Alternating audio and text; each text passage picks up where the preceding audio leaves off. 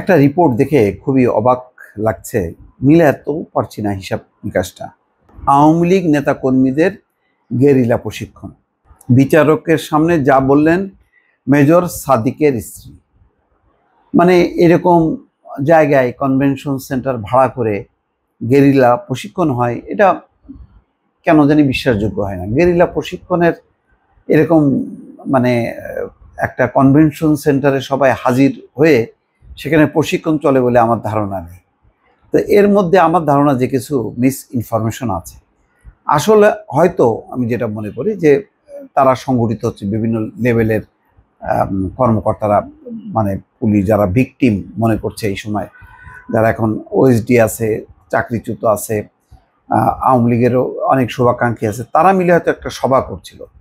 এটাকে গেরিলা প্রশিক্ষণ। এবং মেজর সাদিক যে একটা সার্ভিং মেজর, সে কিভাবে সেখানে যায়, এবং তার স্ত্রী সুমাইয়া জাফরিন আদালতে বলছেন যে আগে থেকেই সেখানে সব সাজানো, মানে আয়োজন করা ছিল।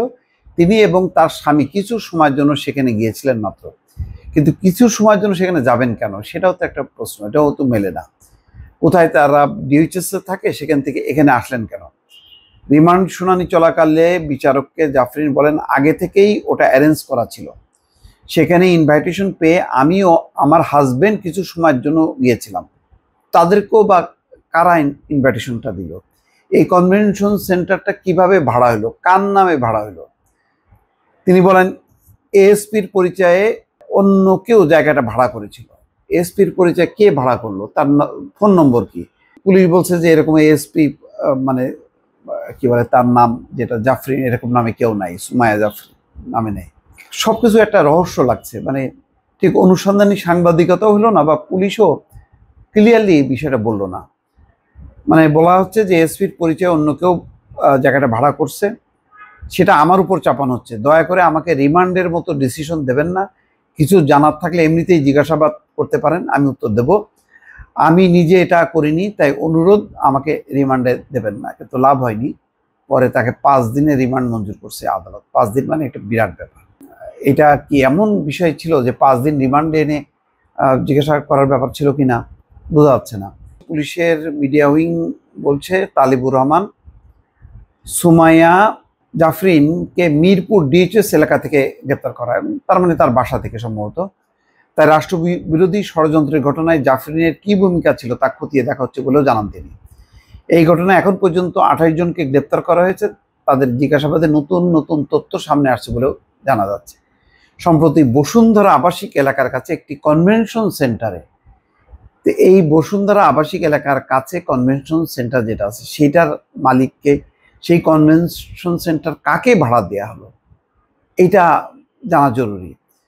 ওই সেন্টারে আওয়ামী লীগ, নিষিদ্ধ ছাত্রলীগ এবং অন্য সহযোগী সংগঠনের নেতা কর্মীদের নিয়ে গোপন প্রশিক্ষণ চালানো অভিযোগ ওঠে। এই ঘটনায় বেশ কয়েকজনকে গ্রেপ্তার করা হয়। মেজর সাদিককে সেনাবাহিনীর হেফাজতে নিয়ে তদন্ত করা হচ্ছে। অভিযোগ রয়েছে সুমাইয়া জাফরিন স্বামীর সঙ্গে ওই প্রশিক্ষণ কার্যক্রমে অংশ নিয়েছিলেন। বিষয়টি প্রকাশ্যে আসার পর থেকেই তাকে খুঁজছিল পুলিশ। একজন মেজর এরকম গেরিলা প্রশিক্ষণ দেবে ওইরকম কনভেনশন সেন্টারে, এটাও কিন্তু বিশ্বাসযোগ্য না।